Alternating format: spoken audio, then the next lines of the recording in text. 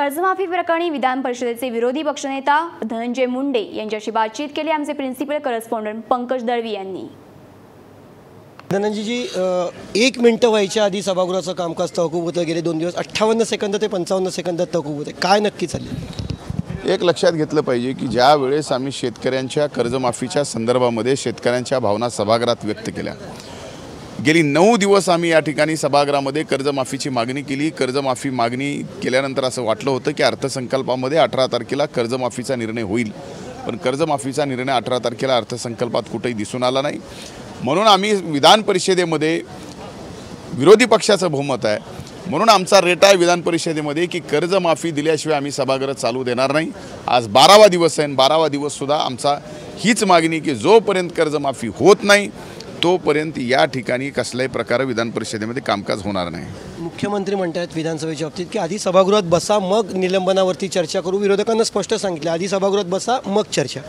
हे बघा, हे तर एखाद्या क्लासरूममध्ये एखाद्या क्लास टीचरनी विद्यार्थ्यांना अगदी कडक भाषेत तू अगोदर वर्गात बस आणि मग, हे बघा आमच्यावरती अन्याय झाला आहे। 19 आमदार त्या ठिकाणी शेतकऱ्यांच्या प्रश्नावरती लढत होते, सभागृहात घोषणा देत होते। घोषणा देणं काही लोकशाहीच्या विरोधात नाही, सदनामध्ये टाळ वाजवणं हे लोकशाहीच्या विरोधात नाही, सदनामध्ये शेतकऱ्यांची कर्जमाफीची मागणी करणं हे लोकशाही विरोधात नाही। पण तरीसुद्धा एकीकडे शेतकरी आत्महत्या करतोय, ती आत्महत्या थांबावी म्हणून आम्ही शेतकऱ्यांची कर्जमाफी मागतोय।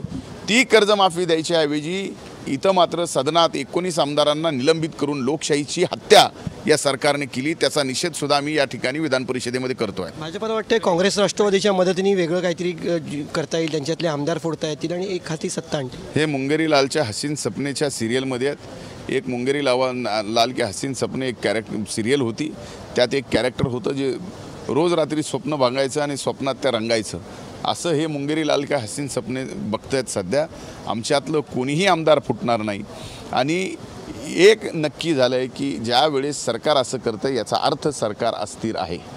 सरकार मुंगेरी लाल के हसीन सपने बघतं आहे आणि ज्यामुळे सरकार जे आहे ते कुठेतरी अशा पद्धतीची विचार करतं आहे किंवा अशा गोष्टी बोलतं आहे, याचा अर्थ सरकार अस्थिर आहे असं धनंजय मुंडेंचं म्हणणं। त्यामुळे दीपक सोत, पंकज दळवी, महाराष्ट्र वन, मुंबई।